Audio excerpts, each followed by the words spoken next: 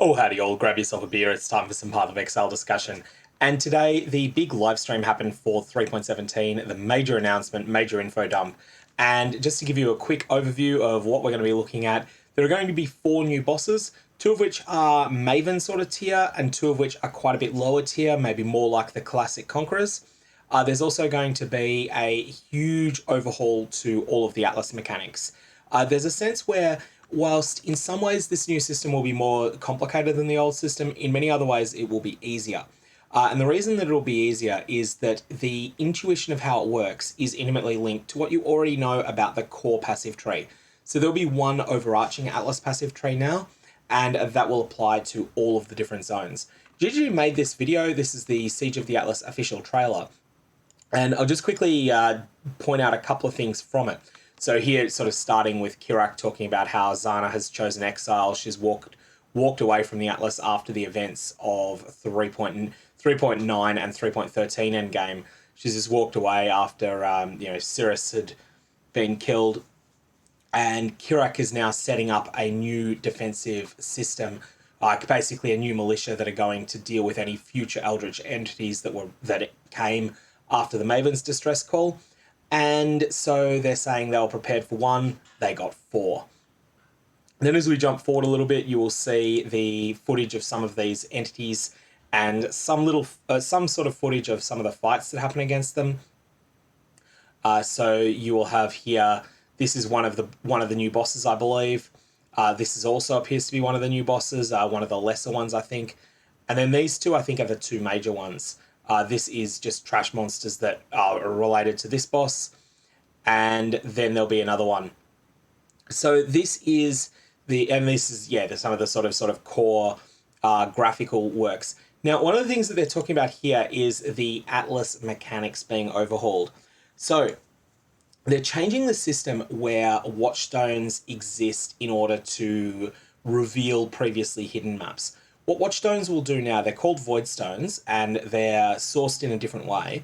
But these voidstones will now just raise the tier of the Atlas. So if you have 0 voidstones socketed in your Atlas, then you'll have maps at their base tier. You can then upgrade them up to 4 times. When you've upgraded your Atlas 4 times with 4 voidstones, then every single map is tier 16. None of this 14 to 16 anymore, they are just 16. There's a whole bunch of new items, some of which we'll go into in a sec. But this is the big thing. This Atlas-wide passive tree is probably the most central change that's happening. There'll be over 600 Atlas passives that you can choose between. Every time you complete an Atlas bonus mission, instead of getting a stacking 1% or 1.5% to the average tier of map drops like you got in the 3.9 and 3.13 incarnations of the Atlas, instead of that, you will be able to allocate that on this Atlas passive tree. Respec orbs for this will drop more frequently than they did in 3.13, much more frequently, but they will still not be something that is so common that you can just use them frivolously. But the key thing that we're getting here is that these will allow you to specialize in different types of content. So, for instance, you can specialize in Abyss. There are sections of the tree that are related to Abyss. Some of these, I think it's this section here. One of them gives a 20% chance for Abyssal Troves to drop an Abyss Jewel that is corrupted and that has 5 or 6 mods on it. So something that's higher than you could normally get in the past.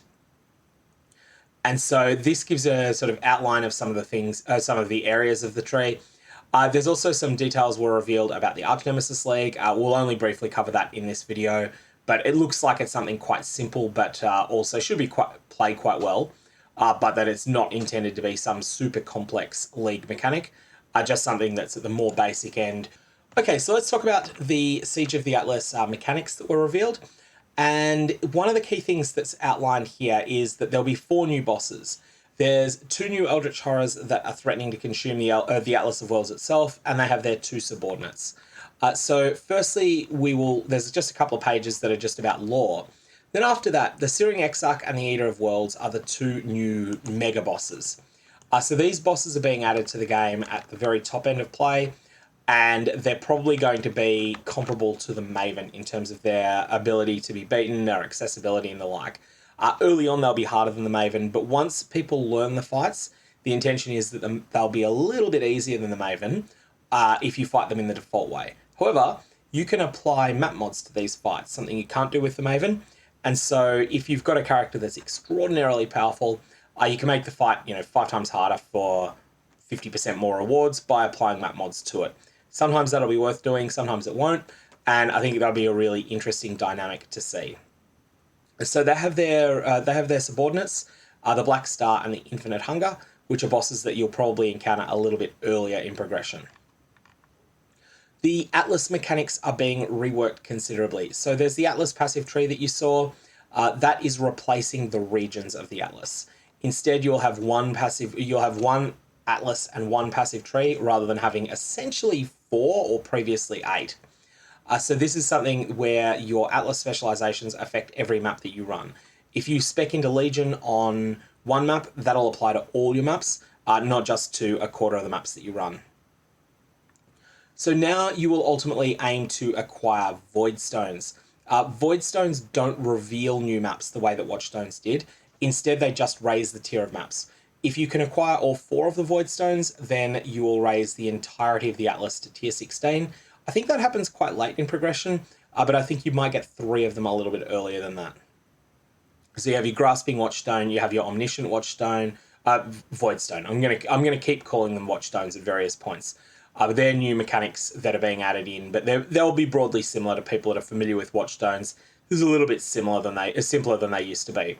One thing to note, you won't get any of these until tier 14. So I think that you'll be finding that picking up these Voidstones will come later in progression than getting Watchstones was. You'll be able to progress to tier 14 without having to do this. You'll also be able to unlock a whole bunch of Atlas passive points without having any of these as well. So while you are still doing white tier maps, you'll be able to start doing things like specking into Abyss if that's what you want to do, or specking into Breach, or specking into Heist, or whatever section of the Atlas tree you want to spec into. You should be able to do that while still at low level. And then you can probably specialize more by spending more points in one region once you start getting further through the Atlas and start having done more and more of these maps. So there's a number of changes to sextant mechanics. Firstly, Nemesis 3 and Nemesis 4 are going away completely. This is something I'm actually quite happy to see. It's something that just widened the gap in wealth between the wealthiest sort of maybe 1 in 1,000, maybe 2 in 1,000 players, and the rest of the player base. That's going away, and so it will reduce the amount of currency that the top 0.1% make, while not having much of an impact at all on the currency that typical endgame players make. That's the first thing that's being changed that's significant. The second thing is that sextants are not really going to be something you're going to be using until the tier that you were getting awakened sextants in the past. So there's only going to be 2 tiers of sextants now, awakened sextants and elevated sextants, and they will drop the way that they used to drop, just awakened sextants from tier 14 plus, and you will apply these to your void stones. You will then be able to capture a sextant mod that you want to keep for later in a compass. Compasses are a really, really cool new mechanic where you can take a sextant roll you've already rolled and you can store it for later. You can purchase uncharged compasses for 1 Chaos Orb from Kirak without limit, or you will also occasionally get them as drops. I think these will be fantastic. They will allow you to sit on a good sextant roll for later, which will be a lot less clunky than it was in the 3.16 world. Or also, you can harvest a really good sextant roll that doesn't fit your playstyle, and then on-trade it to another player. So as an example here, if you were to roll the Maven elevated sextant mod plus 3 abysses in the region, and you are not doing an abyss-related strategy at all, then you could harvest that mod and you could sell it on to someone that's doing whatever form abyss stacking looks like in 3.17. There's also a new concept of scouting reports. Scouting reports are essentially Zana missions, but they're itemized, and these will have something that's interesting in that they'll be, here you've got reroll all of Kirak's missions. New missions include at least 1 unique map mission. Reroll all of Kirak's missions. New missions include at least 1 Breachstone mission. I think these will be really good as a way to sort of save up a few of these of the same type, and then you can target a particular type of content you really want to do. And alternately, you can probably trade these with other players as well. If you've just got no interest in doing Breachstone related content, then you could just save up a whole bunch of otherworldly scouting reports and then dump them on another player that wants to do that content. Next, of course, we have the big news, and this is the Atlas passive tree. So let's just have a quick look. This is one of the bosses from before. This will show you some of the sorts of things that you can pick up. Remember that you will get 1 point every time you complete the bonus objective on a mission on a map. So this will be either completing the map in its magic form, or in its rare form, or in its corrupted rare form, depending upon the tier of the map in its base version. So Monumental here, areas have a 4% chance to contain a Legion encounter. Planeforging. Unique map bosses have a 10% chance to add a free random craft to your map device, i.e. 10% chance to get a free use of Fortune Favors the Brave. And also, maps dropped in areas have 12% chance to be 1 tier higher. This last one's really significant, getting the chance to get tiers higher, because we're going to lose the Cirrus exclusive Watchstones. The Watchstones, the unique Watchstones that raised a level of a map by 1 are going away. And so I think Planeforging is going to be really, really important. In fact, I'd go as far as to say that this might be so good that everyone's going to feel like they need to take it. One thing I don't know is whether there's any masteries involved. It looks like there's a mastery here that we can't see, but we're just going to have to find that out through play.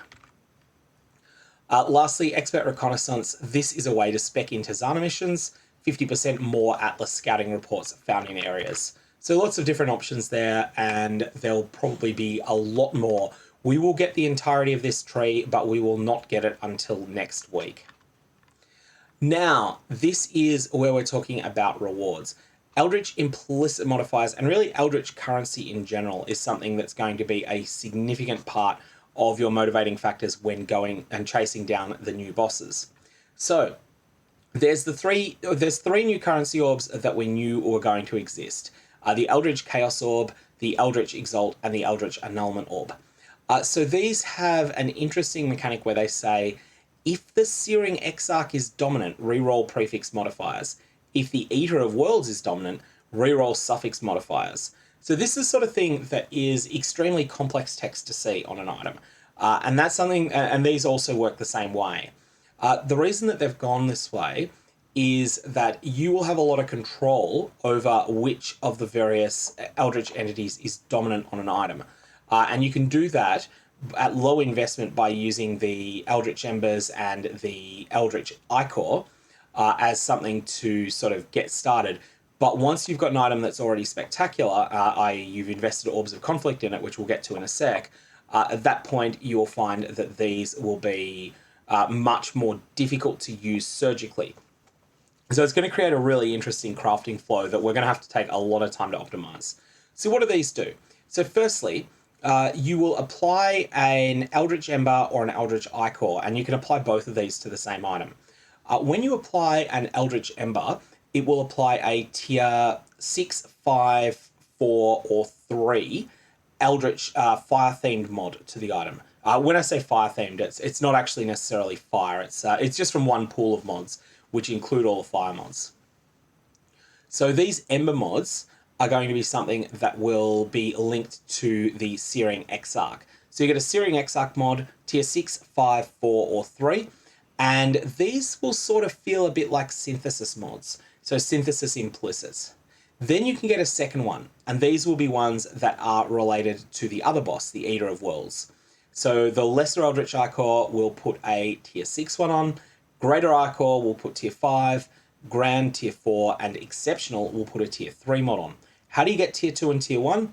Well, that's through the Orb of Conflict, which is a mechanic that will be very similar to the Maven's Orb. So this will harvest one of those, as long as the item has got a mod from both pools, so it's got both something that is tied to the Searing Exarch and something that is tied to the Eater of Worlds, it will harvest some of the strength of one of those to empower the other. So if you have a tier 3 mod from the Searing Exarch, and from the Eater of Worlds you've got a tier 4 mod, and you apply an Orb of Conflict, you'll have a chance of them becoming at tiers 2 and tier 5, or you will have a chance of them becoming tiers 4 and 3, but around the other way. So one will +1, one will -1. At least that's the way that I understand it for the moment.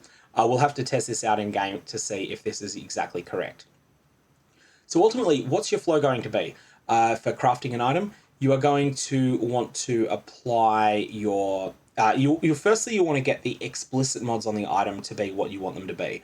This will be the normal mod pool of the item without influences.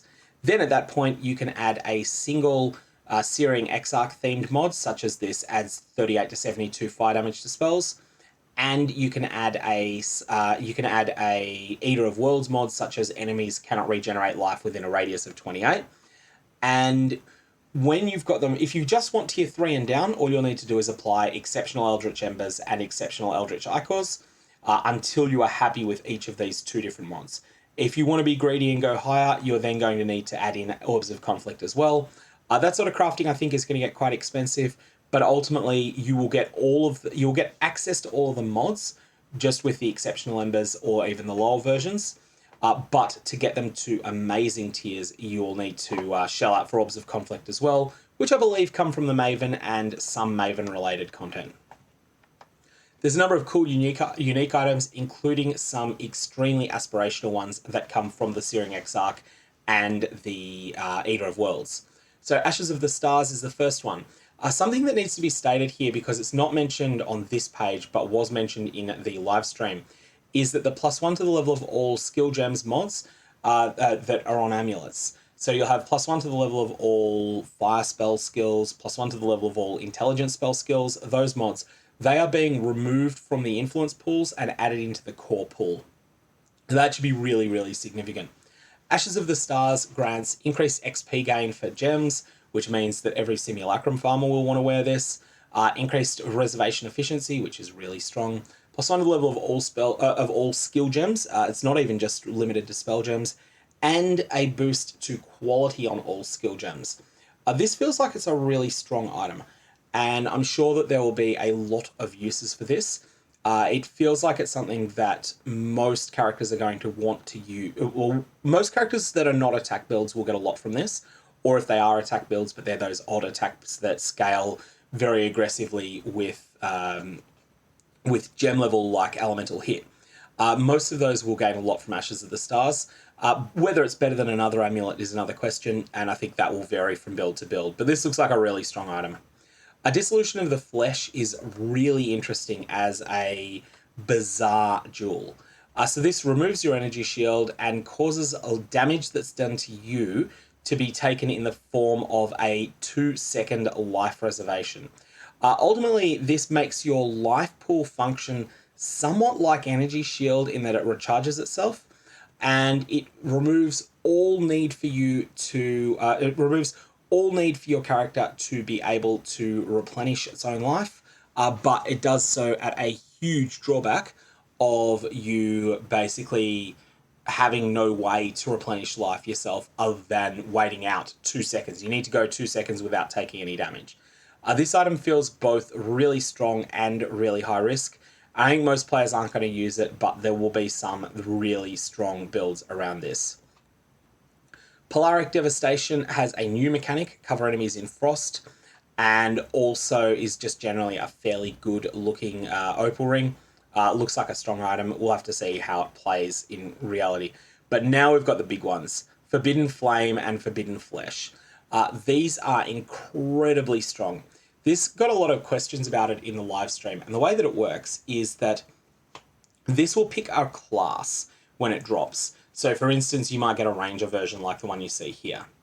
Then, if you can get a Ranger version that has the same mod on both jewels, which is probably going to only happen in trade, and you can equip them both, and you're on a Ranger, you will gain the Ascendancy Notable that is mentioned. So here you'll see allocates Master Surgeon if you have the matching modifier on Forbidden Flesh. Allocates Master Surgeon if you've got the matching modifier on Forbidden Flame. If you equip both of these two jewels, which will always drop Corrupted, then you will gain Master Surgeon as long as you are a Ranger. So this means you don't need to be a Pathfinder to get this powerful Pathfinder node. You can pick up Master Surgeon if you're on a Deadeye. There are going to be some forbidden fleshes that are incredibly powerful. You'll be able to get something like Profane Bloom on an Occultist. You'll be able to get the Necromancer's block node on either an Elementalist or an Occultist, or possibly most interesting, and this is just thinking of the Witch. You'll be able to get Shaper of Flame on a Witch that is not an Elementalist. So that's just thinking of the Witch. There's so many other things that this can do. This is going to be kind of really ridiculous. Harness the Void on an Assassin. All sorts of crazy stuff like that. Scions will be a special case, and Forbidden Flame will work a bit differently for them, and the full details are not yet revealed. But this is a really strong item and something that does some crazy, crazy things.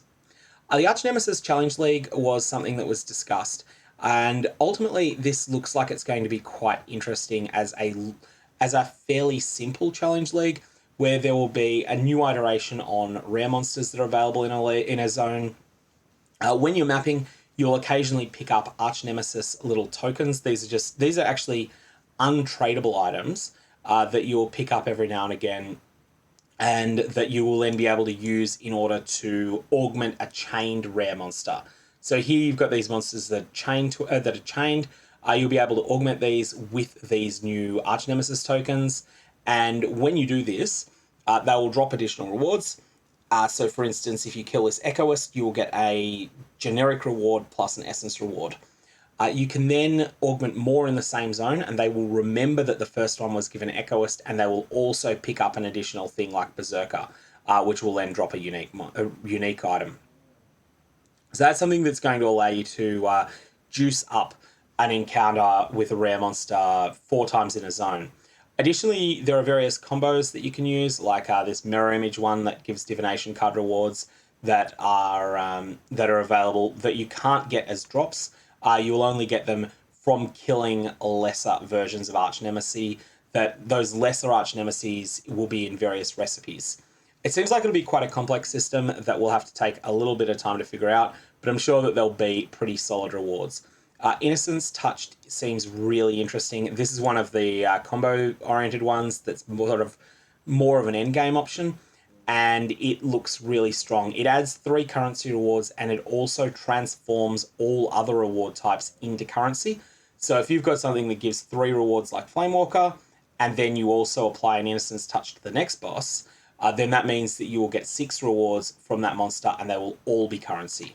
That looks really interesting. A number of notes here about balance changes. They're not adding any new skills in this expansion. That was something that they had talked about in the live stream reveal, that they just simply didn't have time to do it. They wanted to do the Atlas thing well rather than sabotage the Atlas thing to invest some of the time into new skills. However, by virtue of the fact that there's been a number of changes to self-cast spells and to instant damage bow attacks, they're hoping that that will make a number of skills players haven't previously been using quite a bit more appealing and sort of feel like new skills indirectly. There is also going to be a yet-to-be-released boss kill event. This will be something that'll be for hardcore solo self-found players that feel super confident to take on the game's hardest challenges extremely quickly, and there will be a prize for the first person to kill the top 3 bosses. So that'll be the Maven, the Searing Exarch, and the Eater of Worlds. Full details of that will be coming next week, including all of the prizes, but it should be pretty significant prize-wise. GG are also adding 2 new stash tabs for sale. So this is just going to be a gem tab and a flask tab. I'm not sure that these will see a huge amount of use. The main thing that I think matters here is that by virtue of adding these new stash tabs, they will also end up adding gem affinity and flask affinity. And that means that anyone can use those new affinities even without buying these new tabs. So that'll be something that'll be an improvement, whether you end up using this new system or not. And then, of course, there's the usual Archnemesis supporter packs promotion for the various things that they've got for sale. Anyway, that is the initial thoughts that I've got on the Siege of the Atlas expansion. If you've got any comments or questions, definitely fire away below. Otherwise, may your Varlobs have interesting results, and I will be back to cover the patch notes at a later point today.